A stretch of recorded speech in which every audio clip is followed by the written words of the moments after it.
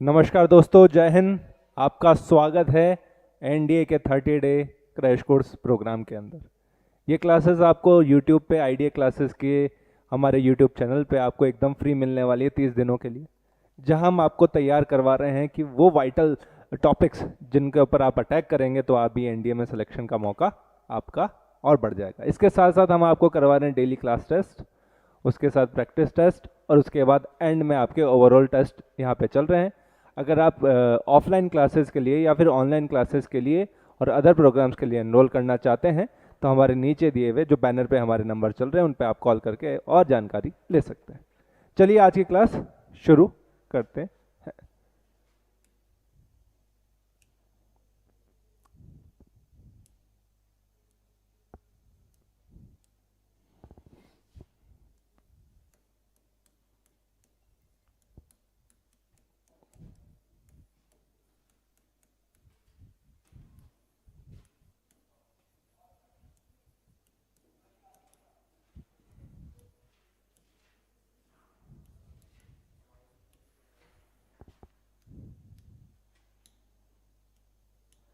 कल क्या क्या पढ़ाया था बताओ?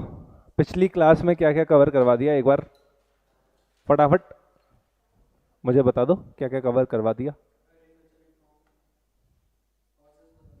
हाँ,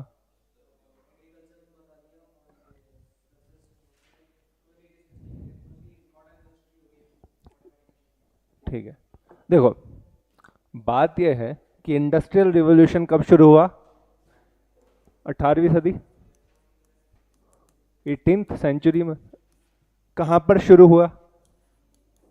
ब्रिटेन में। कहाँ शुरू हुआ? ब्रिटेन में। यार ब्राइटनेस ज़्यादा हो रही है क्या? ठीक है, ब्रिटेन के अंदर हो। यार मेरे आंखों पे चुभता है यार। नहीं वो नहीं, लाइट चुभती है लिखते टाइम। अच्छा, रिफ्लेक्ट हो गया, इस पे फोकस आ रहा होगा, है ना? चलो कोई बात नहीं। ब्रिटेन में क्यों शुरू हुआ? उस टाइम क्या चल रहे थे? कृषि सुधार। क्या चल रहे थे? कृषि सुधार। उससे क्या हुआ? उससे क्या हुआ?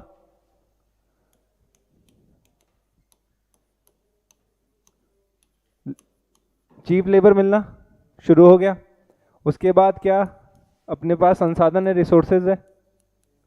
कौन कौन सा? आयरन और कोल, लोहा और कोयला। ठीक है। उसके बाद क्या कर दिया था? उनके पास आ गए थे उपनिवेश, जिसको बोलते हैं हम कॉलोनी। वो कॉलोनी क्या काम करती थी? एक तो कच्चा माल देती थी और उसके अलावा बाजार भी बन गया भाई। डबल फायदा, डबल फायदा। उसके बाद यहाँ पर बैंकिंग सिस्टम भी शुरू हो गया था, बैंकिंग व्यवस्था, जिससे क्या होता था? अच्छे से क्या मिलता था? ऋण मिलता था। और तुमको पता ही है कि पैसा, पूंजी की आवश्यकता तो हमेशा होती है धंधा चलाने के लिए। शार्क टैंक देखते हो, कभी कभी उसकी क्लिप्स आ जाती है, तो वो आता है ना कि सर मैं आपको देता हूँ 2% इक्विटी के लिए, आप मुझे 2 लाख रुपए दे दो, 10 लाख रुपए दे दो। नहीं चलता रहता। उसमें एक आदमी भैया वो भी आए थे कि सर ये मेरा स्टार्टअप क्या है, ग्लास के ऊपर एक कवर लगा देंगे जिससे आपका ग्लास मैं पानी कोई और पी नहीं पाएगा। तो भाई मैं दूसरा ग्लास ही ले लूँ ना, दूसरा ग्लास ही ले लो। ऐसी ऐसी चीज़ें चलती रहती बैंकिंग व्यवस्था। उसके बाद क्या हो गया था वहाँ पे? शांति बढ़िया चलती थी, शांति व्यवस्था बनी रहती थी। शांति व्यवस्था के दो कारण बताओ। सबसे पहला कि वो भौगोलिक रूप से, भौगोलिक रूप से स्थिति कैसी है? पृथक है, सबसे आइसोलेटेड है। ठीक है, ठीक है। उसके बाद नया क्या आ गया था उसमें? लोकतंत्र की नींव पड़ गई थी भाई।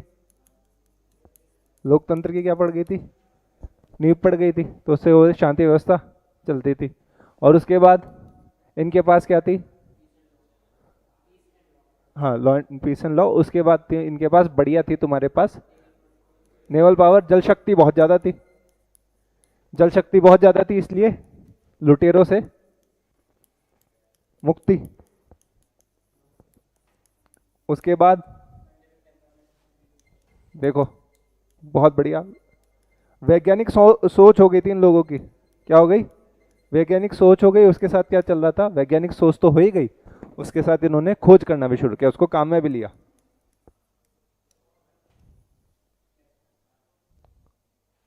और उसके बाद प्लेग आया,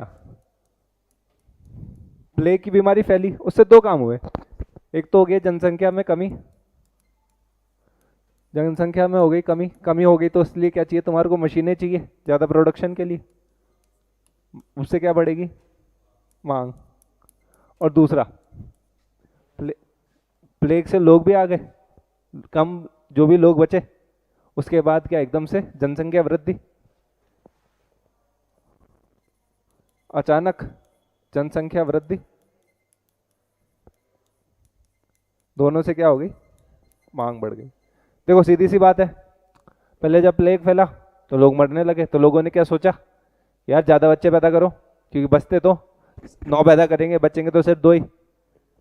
जैसे देखो शेर के सरवाइव करने की, जो शेर होता है लायन होता है, उसके सरवाइव करने की चांसेस बहुत ज़्यादा होते हैं, उसके 1 या 2 ही बच्चे होते हैं, ठीक है।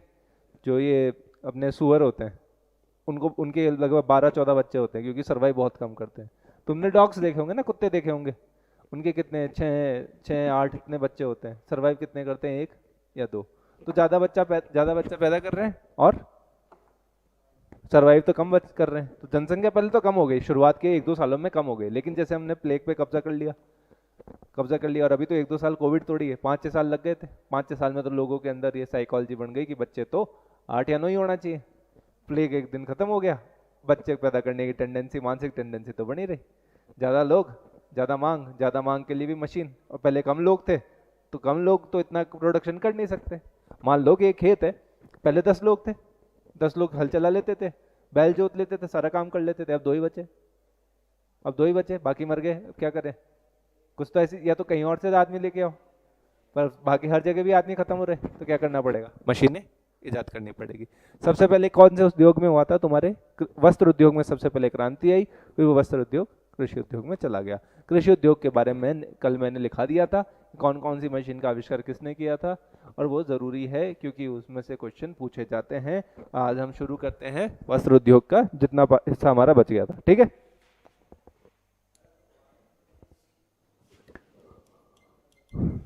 वस्त्र उद्योग, कॉटन इंडस्ट्री, विजिबल है ना, लेजिबल है और विजिबल है, दोनों है, ठीक है, पढ़ा भी जा रहा है और दिख भी रहा है, ठीक है। कहाँ तक पहुंच गए थे हमने, एक आदमी थे रिचर्ड ऑर्कराइट, कौन थे, रिचर्ड ऑर्कराइट, कौन थे, रिचर्ड ऑर्कराइट। उन्होंने किसका आविष्कार किया था, वाटर फ्रेम का, किसका, वाटर फ्रेम का। और वाटर फ्रेम का आविष्कार करने से क्या हो गया था, क्या बड़ी बात हो गई थी वाटर फ्रेम के आविष्कार करने से, उसका क्या इन्वेंशन करने से, कि उसे ये बोला कि this is the real beginning of industrial revolution, यानी कि औद्योगिक क्रांति की यही तो असली शुरुआत है। ऐसा क्या कर दिया था उन्होंने, ऑटोमेटिक थी, क्या थी, स्वचालित थी, उसमें किसी भी मानवीय शक्ति की जरूरत नहीं थी, मैन पावर की जरूरत नहीं थी।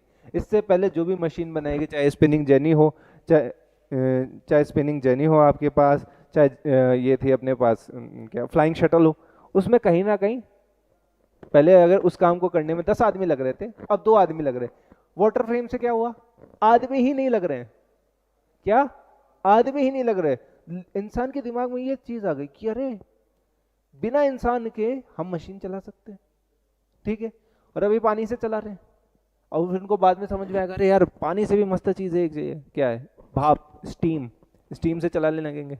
फिर उनको समझ में आएगा यार स्टीम से भी मस्त एक चीज है, डीजल। फिर उसके बाद क्या समझ में आएगा, डीजल। फिर उनके बाद उनको एक चीज समझ में आएगा, इलेक्ट्रिसिटी, ठीक है।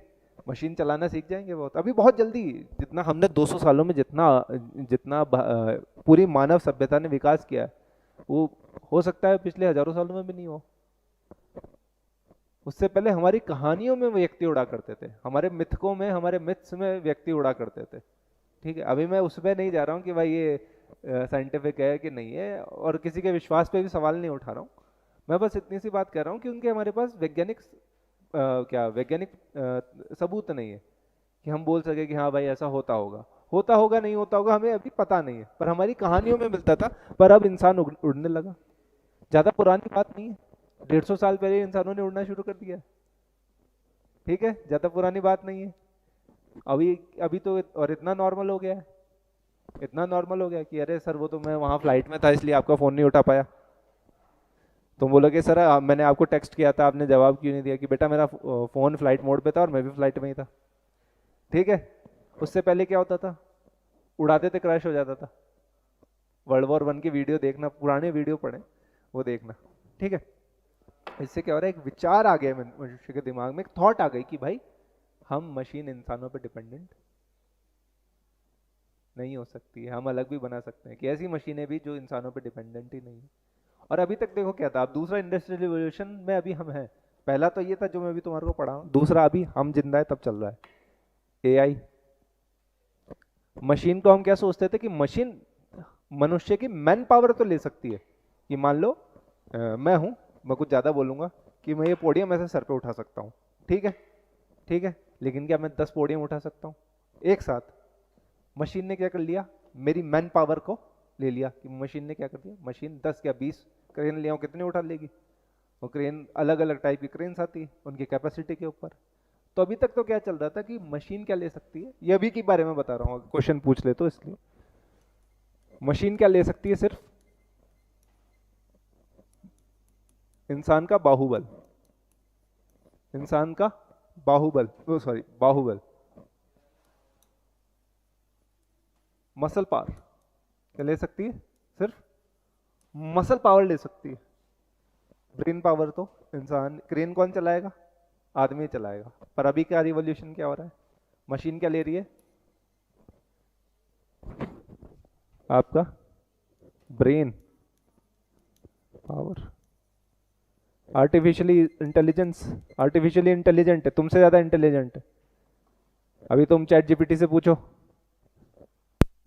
अभी तुम चैट जीपीटी से पूछो कोई भी सवाल विद इन मिली सेकेंड्स।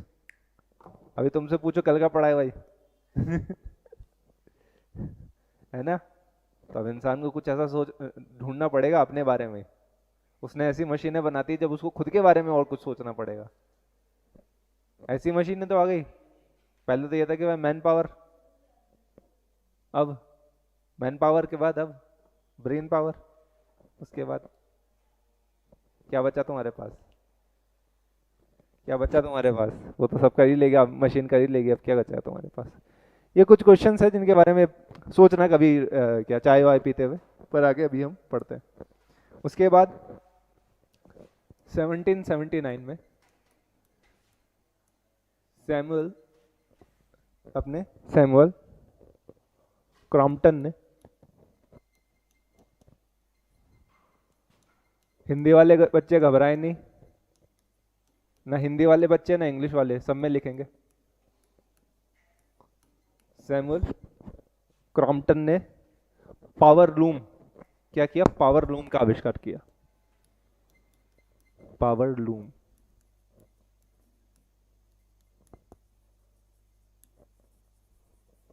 और मजेदार बात क्या हो गई थी, लूम लूम लूम, लूम क्या होता है, जिसमें आपका कपड़ा बुना जाता है ना, उस मशीन को लूम बोलते हैं। पावर लूम का क्या मतलब समझ रहे हो, कि पावर से चल रही है। और जो मैंने अभी तुम्हारे को बात कही थी, ये मिक्स्ड पावर पे चलती थी। मिश्रित शक्ति किस किस की, भाप की और भाप और जल। मिक्स्ड पावर थी किस किस की, वाटर वाली तो थी पहले ही, वाटर की तो थी, पर अभी स्टीम भी काम में आने लगी। वाटर पावर तो थी, अभी बनाई थी अभी जेम्स, अपने ये जेम्स हार्कवुड ने बनाई थी। क्या बनाया था उन्होंने, उन्होंने बनाया था वाटर फ्रेम बनाया था उन्होंने बेटा। हाँ रिचर्ड हॉकवुड ही तो बोला है मैंने, रिचर्ड हॉकवुड ही तो बोल, अच्छा जेम्स बोल दिया क्या? अच्छा, रिचर्ड आर्कवुड ने क्या बनाई थी, सीधी सी बात, उन्होंने वाटर फ्रेम जो चलता था पानी से, इन्होंने क्या बना दिया, पावर लूम जो किससे चलता है, पानी और भाप दोनों से। लिख लिया, साथ साथ लिखते जाना, ठीक है। 1785 में, 1785 में आपके एडमंड कार्टराइट ने।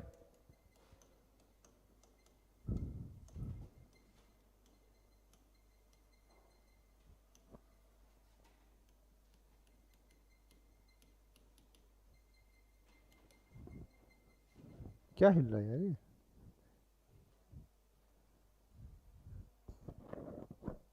अच्छा, एडमंड कार्टराइट तो ठीक है, इन्होंने बनवाया था स्पिनिंग म्यूल, स्पिनिंग म्यूल।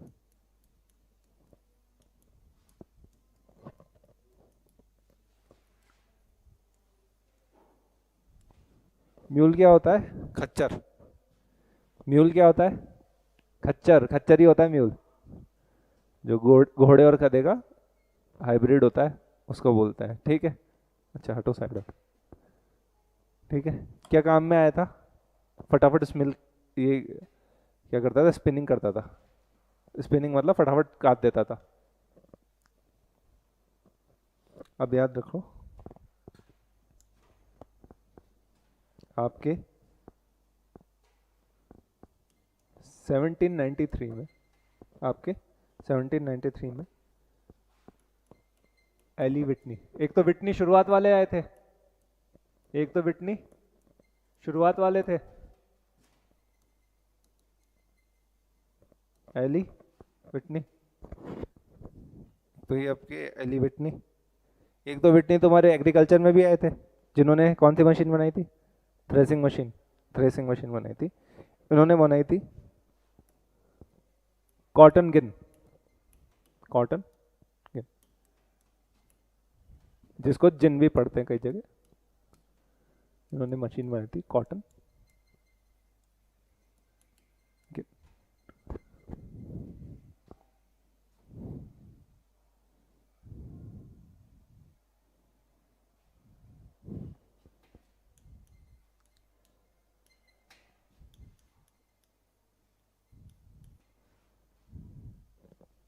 लिख लिया ये? देखो 1825 में आपके रिचर्ड रॉबर्ट्स ने, क्या रिचर्ड रॉबर्ट्स ने क्या किया था? स्वचालित, स्वचालित क्या बना दी थी? बुनाई मशीन, स्वचालित बुनाई मशीन। यानी ऑटोमेटिक, बिल्कुल भी काम नहीं अब। जैसे इसमें इतना ऑटोमेटिक हो गया कि पावर पहले तो क्या था, हमने पावर शिफ्ट कर दी, अभी क्या था, हाथ लगाने की जरूरत नहीं, पावर ऑन करो अपने आप अपना काम करती, ऑटोमेटिक।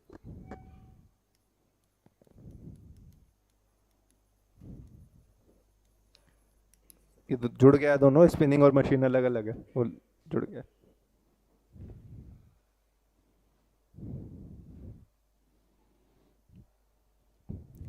फाइनल चीज बता देते हैं जिसका आविष्कार अभी तुम्हारे घरों में भी मिल जाएगी, जिस चीज के बारे में मैं बताऊंगा।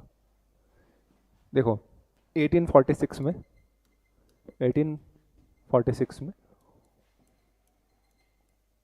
हॉब साहब ने क्या बनाई,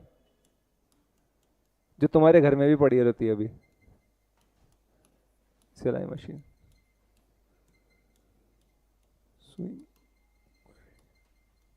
स्विंग मशीन, मशीन।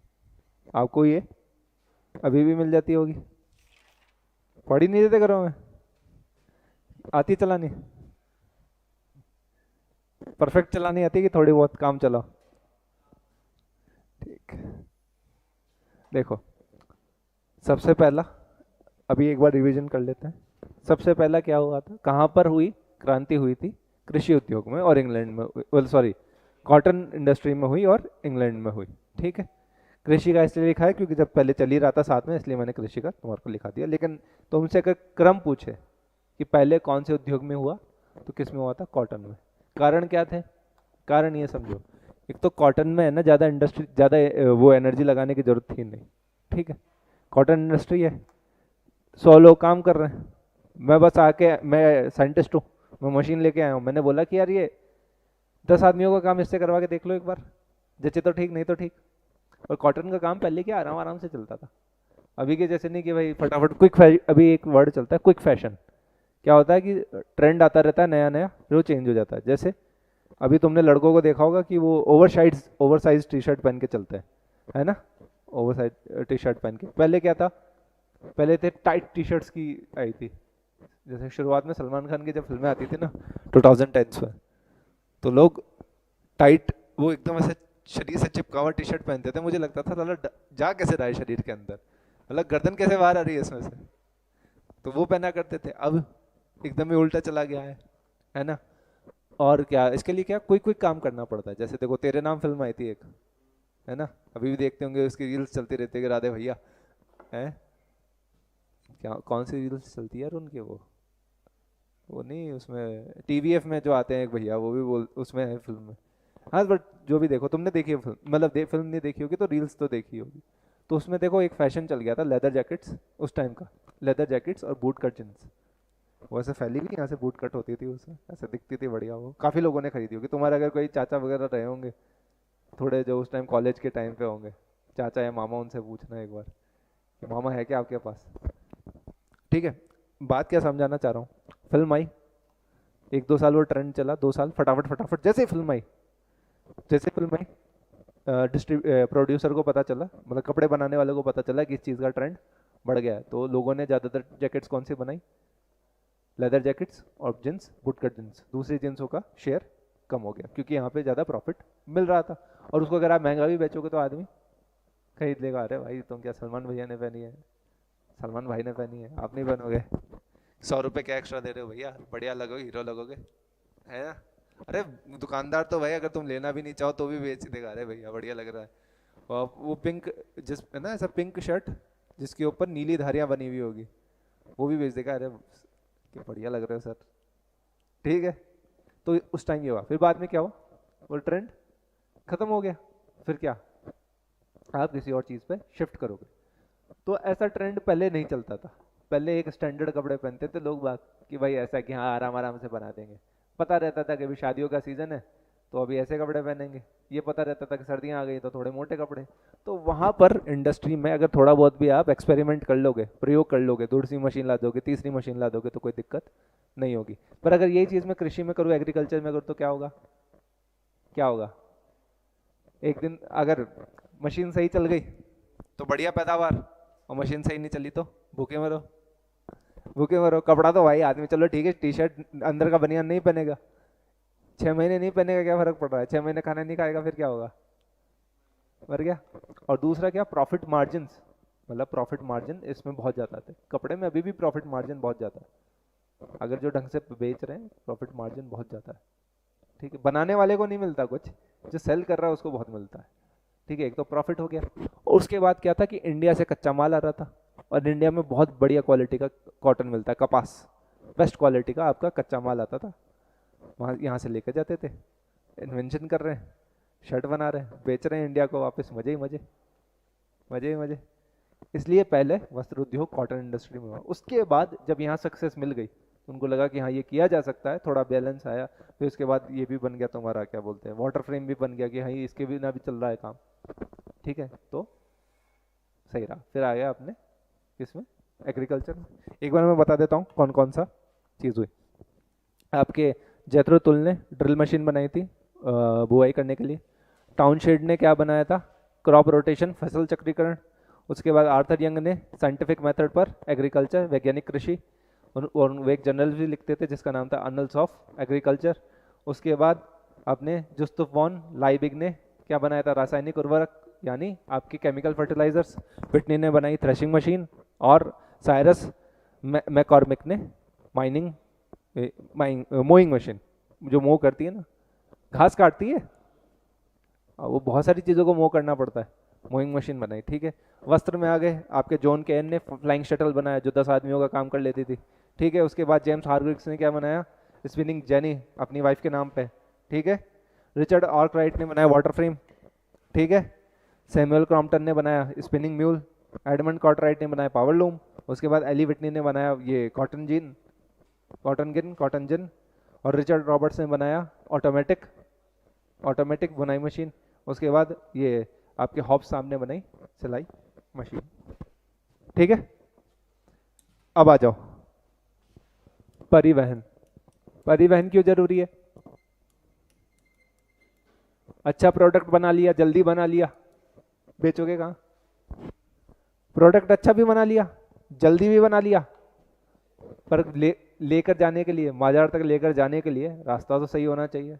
ठीक है, अब बाजार कहाँ था? इंग्लैंड, इंग्लैंड तो बनाने वाला है, मैन्युफैक्चर, बाजार कहाँ? इंडिया। कैसे लेके आओगे? और इंडिया में लेकर भी आ गए, इंडिया में लेकर भी आ गए तो भाई तुमने तो शिप उतारा था कहाँ पर? गुजरात में। ज़्यादा अच्छे फैशन वाले लोग रहते बंगाल में, कैसे लेके जाओगे? या तो रोड या ट्रेन, या तो रोड या ट्रेन।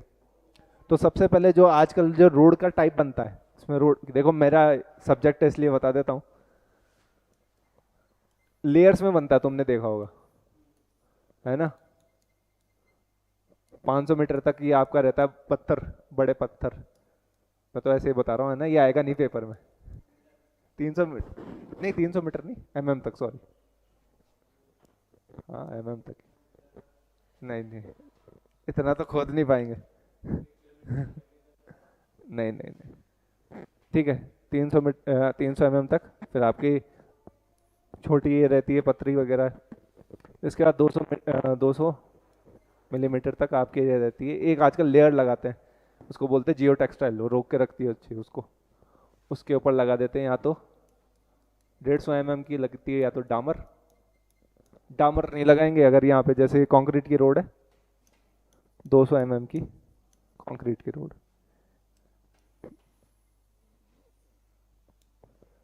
ये रोड बनाने की जो टेक्निक है उसको बोलते हैं मैकएडम टेक्निक। मैकएडम टेक्निक बोलते हैं क्यों? क्योंकि भाई मैकएडम नाम के आदमी ने ही खोजी थी।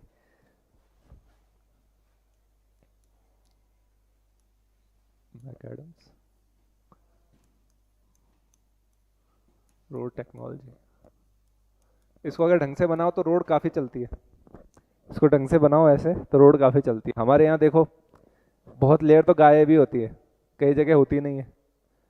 ठीक है, होती भी है तो उसमें सब स्टैंडर्ड मटेरियल लगते हैं, फिर 2 दिन में डामर उतर जाता है। और सबसे बड़ी बात क्या हो जाती है ना, हमारे यहाँ पानी निकलने की जगह नहीं है। पानी गिरेगा निकलेगा कहाँ? साइड में नाली नहीं होती है हमारे, तो बस रोड बिछा देते हैं। तो इसको ढंग से बनाओ तो अभी भी चल रही है, ये इंजीनियरिंग कॉलेज में अभी भी पढ़ाते हैं इसको, अभी भी ये टेक्नोलॉजी पढ़ाते हैं। अरे काम की ऐसी नहीं कि खराब चीज़ है, इसको आप इम्प्रूव कर सकते हो। बट अच्छी चीज़ सोची थी मैकएडम भाई ने कि भाई कम पैसों में अच्छी रोड बनाने का। अब हमारे कम पैसों में तो बन जाती है, अच्छी नहीं बनती। और कम पैसे किसके लिए? ठेकेदार के लिए। रोड तो महंगी बनती है, कम पैसे ठेकेदार के लिए। वो तो अपने गडकरी साहब आ गए हैं थोड़े, तो उन्होंने थोड़ा विकास करवा दिया है, कहीं और होता तो शायद नहीं हो पाता, क्योंकि वो इसी इंडस्ट्री से रहे तो उनको नॉलेज अच्छा है। ठीक है, उसके बाद देखो एक भैया थे अपने, जेम्स ब्रिडेली, क्या नाम था उनका? जेम्स ब्रिडेली। इंग्लैंड में एक जगह है ब्रिज वाटर, ब्रिज वाटर नाम की जगह, इंग्लैंड में एक जगह ब्रिज वाटर, वहां पे इन्होंने क्या बनाई? कैनाल, नहर, ब्रिज वाटर नहर। और इस नहर में क्या होता था? नौकायान चलाते थे, नौकायान यानी बोटिंग होती थी इसमें, बढ़िया।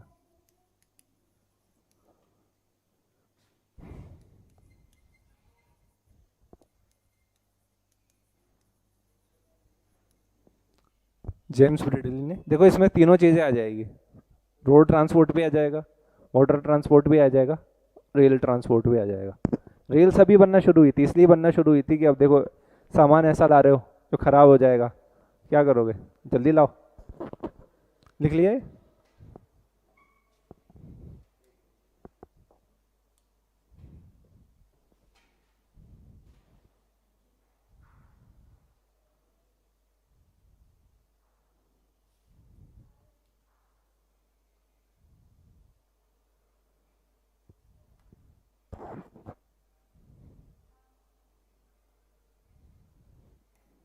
ठीक है, आपके 1807 के अंदर स्टीम बोट, स्टीम बोट समझते हो? स्टीम बोट,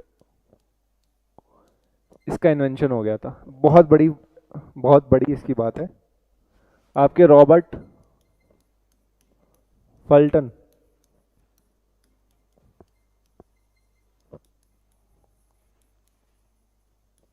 रॉबर्ट फल्टन ने इसका इन्वेंशन किया था। ठीक है, ठीक है, लिख लिया। स्टीम बोट के आविष्कार से क्या हुआ? जो पहले कौन सी वाली बोट्स होती थी, दिखाऊं तुम्हारे को? स्टीम बोट भी देख लो यार, तो खुश रहो। बोलोगे कि सर ने फिर क्लास में बता के स्टीम बोट दिखाई नहीं।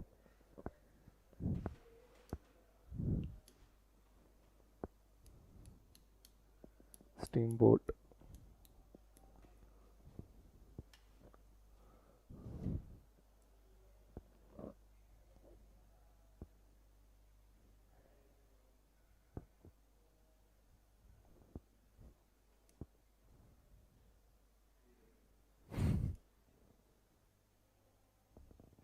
कौन सी वाली देखोगे? ये है पुरानी फोटो।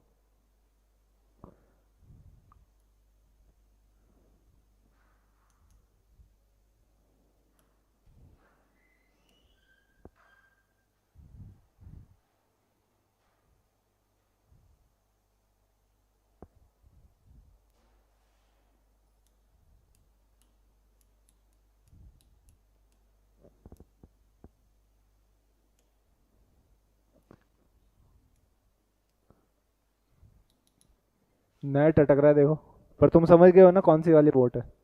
और पहले पता है कौन सी बोट चलती थी इनसे पहले? हवा वाली। तुमने पायरेट्स ऑफ कैरिबियन देखी है? जैक स्पैरो बोलता है ना, पाल को उठा दो, अब गिरा दो, इधर घुमा दो, है ना? तो जो पाल वाली होती थी वो हवा से चलती थी, और वो हवा से चलती थी, जैसे हवा की डायरेक्शन वैसे उसको मनूवर कर लेते थे कि भाई इधर घुमा लो, उधर घुमा लो। कम अगर उसको पाल को खोल दोगे ज़्यादा तो ज़्यादा हवा कैच करेगा और जल्दी चलेगी, उसको कम कर दोगे तो हवा कम कैच करेगा। ठीक है, इसमें दिख रहा है क्या कुछ पाल वगैरह? नहीं दिख रहा है ही नहीं, क्योंकि जरूरत ही नहीं है, जरूरत ही नहीं है, जरूरत ही नहीं है। स्टीम को यूज़ करने लगे तो जल्दी काम होने लगा, जल्दी चलने लगे। अब आ जाओ, उसके बाद एक मस्त चीज़ होती है। 1835 में इतनी बढ़िया स्टीम बोट्स बनाई जाती है, इतनी बढ़िया स्टीम बोट्स बनाई जाती है। वो क्या कर देती है? अटलांटिक ओशन को क्रॉस कर जाती है।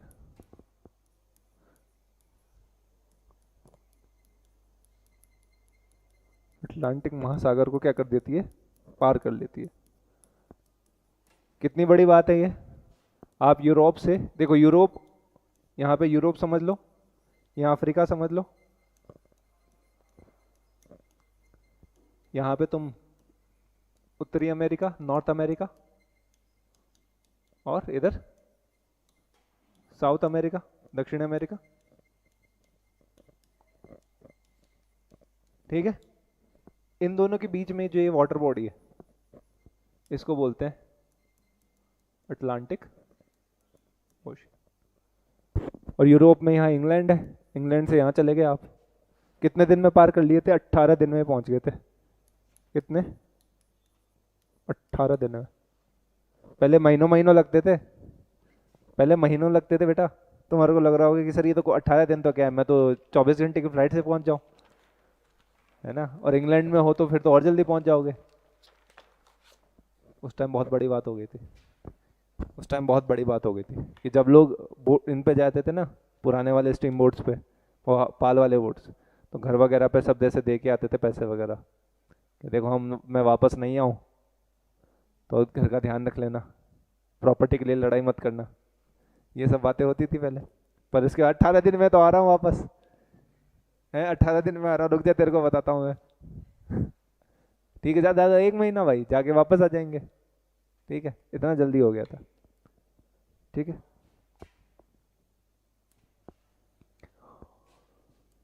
इसमें सबसे बड़ी आविष्कार है स्टीम इंजन। ये भाप से चलने वाला इंजन। अगर स्टीम इंजन नहीं होते ना तो रेल बना भी ली तो क्या फायदा? रेल बना भी ली तो क्या फायदा? एक इंजन बनाया गया था स्टीम इंजन, उसका नाम था रॉकेट। स्टीम इंजन का नाम था रॉकेट, रॉकेट नहीं था वो, उसका नाम था रॉकेट। जैसे तुमने कौन सी मार्वल की मूवीज देखी है, तो उसमें एक क्या होता है, रॉकेट रकून होता है, तो रॉकेट नाम है उसका। उड़ थोड़ी ना जाएगा, रकून है वो तो है। रकून ऐसा होता है क्या, कुत्ते टाइप का प्राणी होता है ना? हाँ, मतलब कहने का मतलब ये है कि उड़ नहीं सकता, उसका नाम है। जैसे कुत्ते का नाम हम शेरू रख लेते हैं, वो दहाड़ना थोड़ी शुरू कर देगा। जैसे इंजन का नाम रख लिया था, इंजन का नाम रखा था रॉकेट। इंजन का नाम क्या रखा? रॉकेट। स्टीम इंजन बनाया, उसका नाम रखा रॉकेट। किसने बनाया था? जॉर्ज स्टीफसन ने।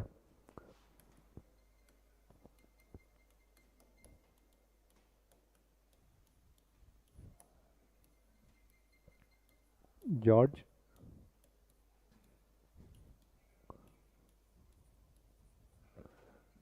इसको स्टीफन नहीं बोलते, इसको स्टीवन बोलते हैं। जॉर्ज स्टीवनसन ने बनाया था 1814 में, 1814 में बनाया, 1814 में बनाया। ठीक है। और इसमें बढ़िया बात क्या थी, ये चलती थी आयरन रेल्स पर, आयरन रेल्स पर, लोह पटरी पर। चलाकर देख लिया इन्होंने, चल गया था। देखो तुम्हारे को लग रहा होगा कि सर रेल तो उसको बोलते हैं, तुम्हारे को ये भी दिक्कत हो सकती है कि रेल किसको बोलते हैं बेटा? रेल किसको बोलते हैं? क्या चीज होती है रेल? रेलगाड़ी में रेल क्या चीज होती है? क्या? जिसमें वो जाती है, जिसमें अपन बैठ के जाते हैं, जिसमें अपन बैठ के जाते हैं, या जिस पे रेल चलती है उसको रेल बोलते हैं।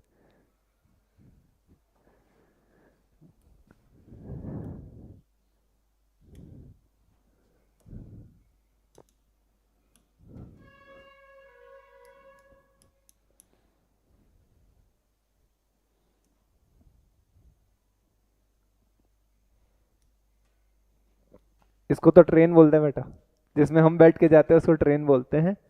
और जिस पर ये चलती है, ट्रेन चलती है, उसको बोलते हैं रेल। जो लोहे के जो गर्डर रखे जाते हैं उसको बोलते हैं रेल। ठीक है ना?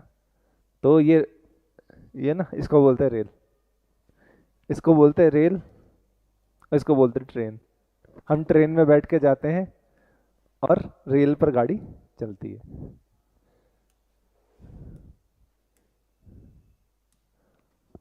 तो रॉकेट नाम का स्टीम इंजन बनाया, जो किस पे चलता था? लोहे की पटरियों पे चला के देख लिया। किसने बनाया था? जॉर्ज स्टीफनसन ने, 1814 में। और तो उनको ये पता लग गया कि रेलगाड़ी बनाई जा सकती है, बनाई जा सकती है, तो फिर बना दो। तो 1830 के अंदर, 1830 के अंदर पहली रेल सेवा शुरू हुई। फर्स्ट ट्रेन सर्विस क्या शुरू हुई? पहली ट्रेन सर्विस। अब तुम जो फुटबॉल देखते हो उनके लिए बड़े, तुम्हारे को समझ में आएगा। मैनचेस्टर से लिवरपूल तक दोनों की टीम्स है। फुटबॉल देखते होगे तो दोनों की टीम्स है अपनी अपनी। मैनचेस्टर यूनाइटेड टीम है फुटबॉल की भाई। कहाँ पर है ये? इंग्लैंड में। कहाँ पर है? इंग्लैंड के अंदर, इन दो शहरों के बीच में 1830 में ट्रेन चला गया। मुझे ये बताओ, इंडिया में कब चली थी पहली ट्रेन? कहाँ से कहाँ, किसके बीच में? कहाँ पर? पुणे से तो नहीं चली थी बेटा, थाने से। हाँ, नहीं याद रखा करो ऐसा। अब ऐसा नहीं कि नया पढ़ाया जा रहा है तो पुराना भूलते जाओ, याद रखो उसको भी। ठीक है। Manchester to Liverpool first train चला दी थी, फर्स्ट रेल सर्विस थी, मतलब लोग आते जाते थे। ठीक है, इसी में लिख लो। 1839 के अंदर। अभी तो स्टीम इंजन बना था 1839, सॉरी 1879 था वो। 1879 के अंदर आपका बन गया था petrol engine. Petrol engine petrol engine बन गया था 1879 में। 1879 1880 उस वाला साल में है। तो अगर 80 81 भी आ जाए तो ये सही करके आना है कि भाई पेट्रोल इंजन तब, नॉर्मल पेट्रोल इंजन, कि भाई हमारे को ये पता लगे कि हाँ पेट्रोल पे भी हम इंजन चला सकते हैं। ठीक है। और हाँ बस ये याद रख लो 1839 में, इसका तो नाम सुनने तुमने सुना होगा, चार्ल्स गुडईयर ने। चार्ल्स गुडईयर, इनका नाम तो सुना होगा। चार्ल्स नहीं सुना? नहीं, चार्ल्स तो कॉमन नेम है बेटा। इन्होंने क्या किया था, रबर का वल्कनाइजेशन करना शुरू करवा दिया था। हाँ, रबर का वल्कनाइजेशन। वल्कनाइजेशन, देखो क्या होता है ना, रबर जो निकलता है पेड़ों से, जो रबर निकालते हैं वो क्या होता है, उसको जब अब तुम स्टोर करते हो तो काफ़ी वो लचीला होता है, और वो क्या होता है, ब्रिटल होता है। ब्रिटल होता है, उसमें इतनी स्ट्रेंथ नहीं होती है। तो जो हमारे ये वाले टायर होते हैं, टायरों में जो लगता है और बाकी जगह जो लगता है, उसके लिए क्या करते हैं, उसमें सल्फर इन्फ्यूज़ करवाया जाता है। सल्फर इन्फ्यूज़ करवाया जाता है उसके अंदर उस प्रोसेस को बोलते हैं वल्कनीकरण, वल्कनाइजेशन। उससे क्या होता है, टायर रबर क्या होता है, स्ट्रांग हो जाता है। और रबर जब स्ट्रांग हो गया तो उससे टायर बनने लगे। टायर बनने लगे तो फ्रिक्शन कम लगा। फ्रिक्शन कम लगा तो आपका रोड ट्रांसपोर्ट फास्ट हो गया। ये लिख लो सारे। ठीक है। लास्ट लास्ट चीज आज के लिए, संचार। संचार यानी कम्युनिकेशन।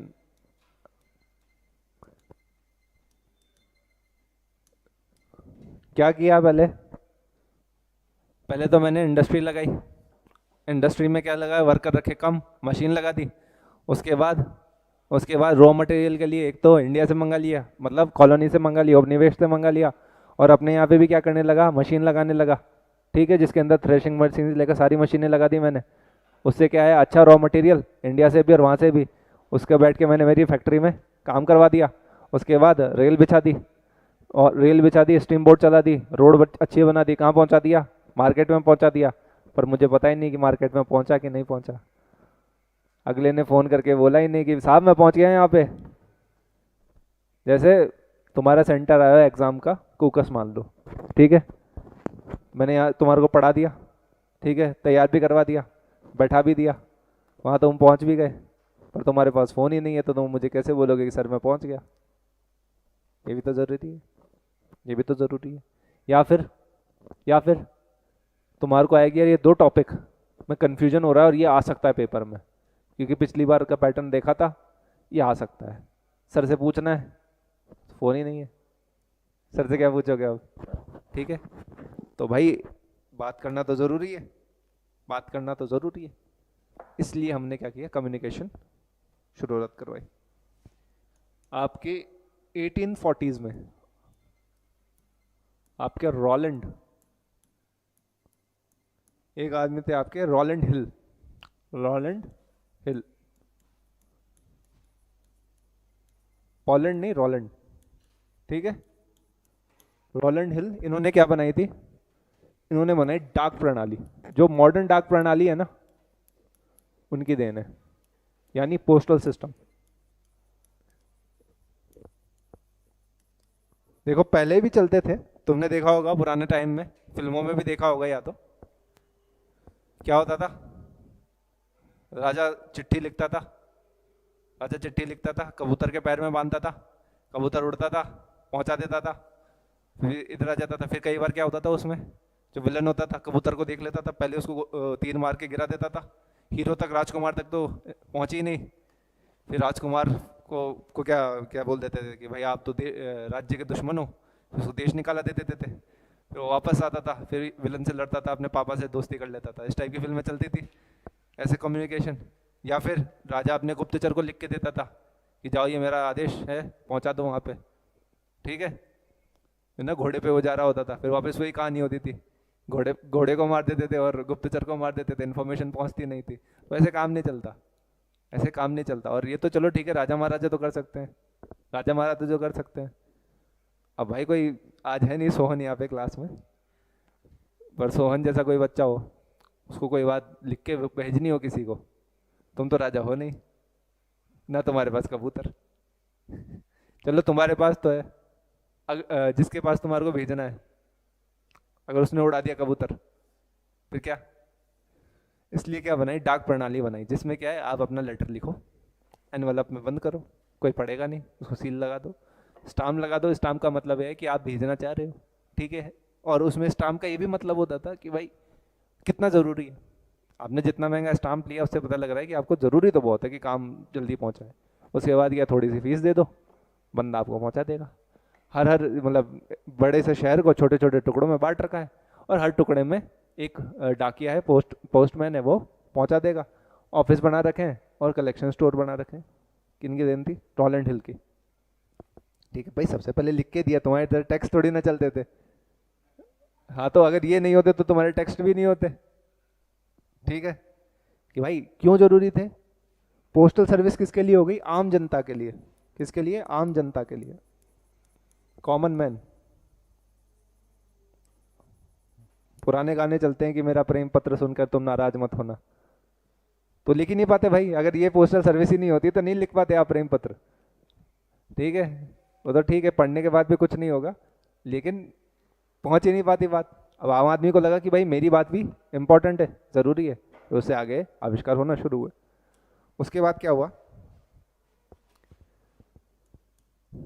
बहुत ही जल्दी 1844 ने 4 में एक आदमी थे जिनका नाम अभी तुमने सुना होगा, सैमुअल मोर्स।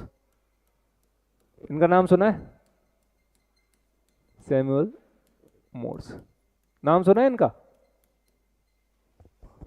एक चीज होती है मोर्स कोड, एक चीज होती है मोर्स कोड। उसमें क्या होता है, ऐसे टैप कर करके, या वन वन, जैसे इसको दबाया ये 1 हो गया, नहीं दबाया 0 हो गया, 101010 में मैसेज में भेज सकता हूँ। इसको मोर्स कोड बोलते हैं।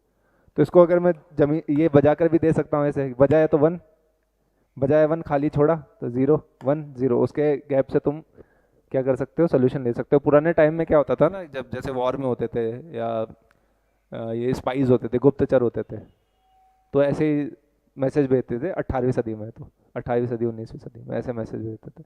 आगे झपका के भी बोल सकते हैं, आगे एक बार झपकाई तो 1, नहीं झपकाई तो 0, फिर 1, इस टाइप से। अरे हाँ, ये बहुत काम की चीज़ थी, इन्होंने अभी भी काम में आती है ये। तुम जब जाओगे एनडीए में, तुम्हारे को सिखाएंगे मोर्स कोड। मोर्स कोड बहुत जरूरी होता है भाई, आना चाहिए आदमी को। और बहुत सिंपल है, बहुत सिंपल, 3 दिन में सीख जाओगे, इतना कोई टफ नहीं है। तो इन्होंने क्या बनाया, इन्होंने क्या बनाया, एक चीज़ होती थी पहले, पुरानी फिल्मों में देखा होगा कि चाचा जी का तार आया है, वो आने वाले हैं। तार क्या होता था? टेलीग्राफ। टेलीग्राफ, टेलीग्राफ, टेलीग्राफ क्या होता था? इसको हिंदी में तार बोलते हैं। तार क्या होता था, जैसे अपने नॉर्मल जो लैंडलाइन फ़ोन होते हैं वैसे ही पोल लग जाते थे, वैसे ही मशीन लगी हुई होती थी। जैसे बहुत बड़ी बात तुमको कहनी है, वो मोर्स कोड में तब्दील करके, बस एक पेज का एक हिस्सा होता है ना, बस जिसको क्या बोलूँ, एक लीर हो जाए उसकी, इतनी स्ट्रिप बोल दो, है ना, एक लीर जितनी स्ट्रिप जितनी चीज़ पे लिख के वो कर देते थे, मैसेज आगे फॉरवर्ड कर देते थे, उससे फिर अगली जगह प्रिंट हो जाता था, उसको दे दिया जाता था कि भाई आपके मामा जी के यहाँ से ऐसा है। और पहले शहर छोटे होते थे, हर आदमी एक दूसरे को जानता था, पकड़ा देते थे। तो इन्होंने तार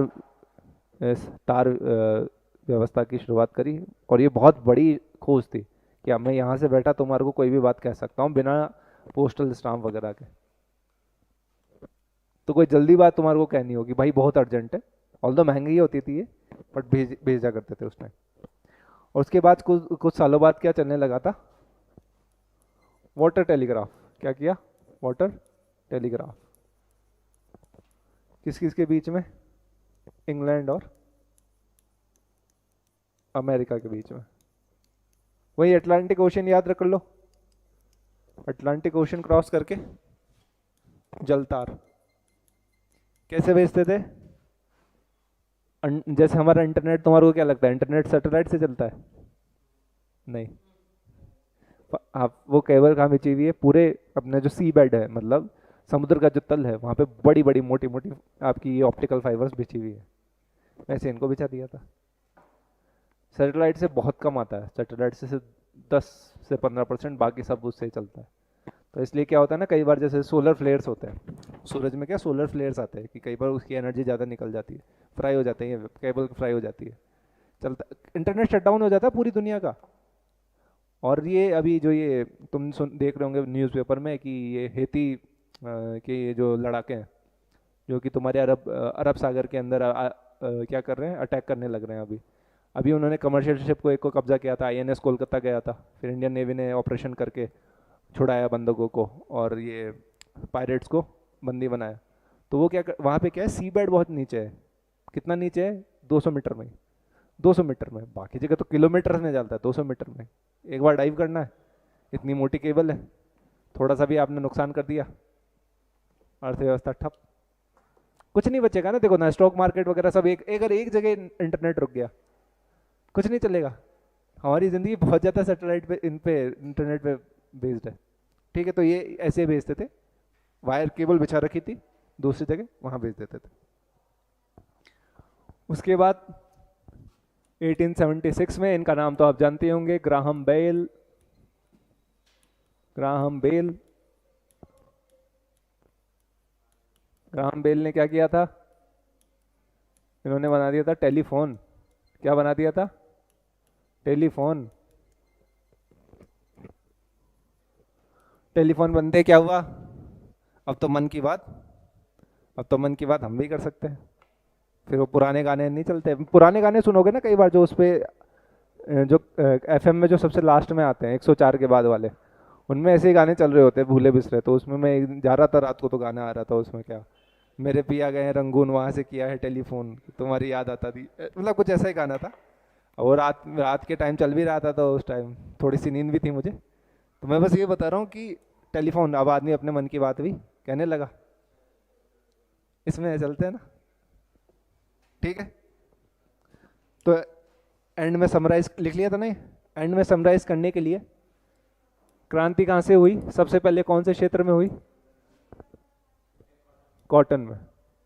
यार, हिंदी इंग्लिश मिक्स नहीं होनी चाहिए। हिंदी रहे तो या हिंदी रहे, इंग्लिश रहे तो इंग्लिश रहे, मिक्स नहीं होनी चाहिए। मैं हिंदी में कॉटन लिख रहा था यार, मैं हिंदी में कॉटन लिख रहा था ठीक है। उसके बाद कृषि में, उसके बाद कृषि एग्रीकल्चर, उसके बाद परिवहन,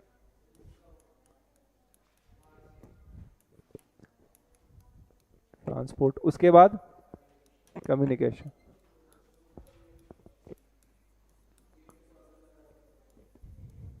कम्युनिकेशन, और इन सब का मिला के किस पे फर्क पड़ेगा? सब चीजें जोड़ दूं, इसको भी जोड़ दूं, इसको भी जोड़ दूं, व्यापार पे, ट्रेड पे।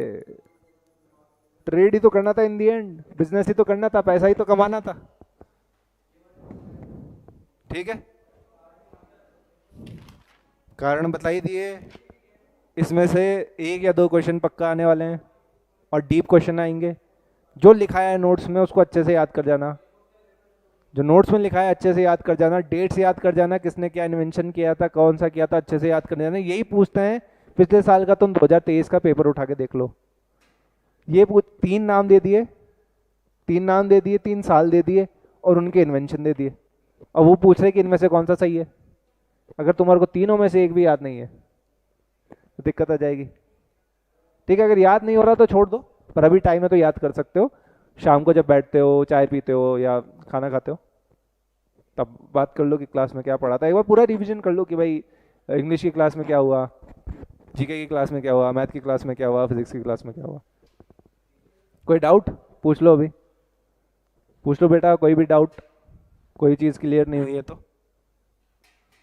ठीक है दोस्तों, फिर हम कल मिलते हैं फ्रांस की क्रांति के साथ। तब तक के लिए जय हिंद।